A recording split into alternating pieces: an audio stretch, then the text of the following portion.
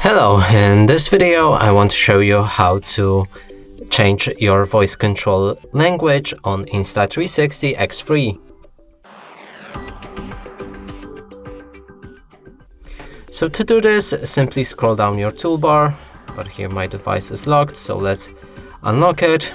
Now we can access the toolbar, click on the gear icon to enter the settings.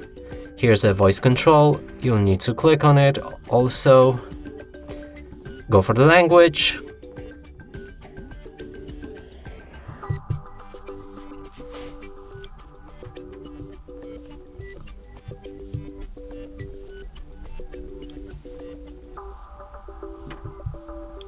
And here you can pick the language. And that's it for this video. Hope you like it. Please consider subscribing to our channel. Leave a like and a comment below.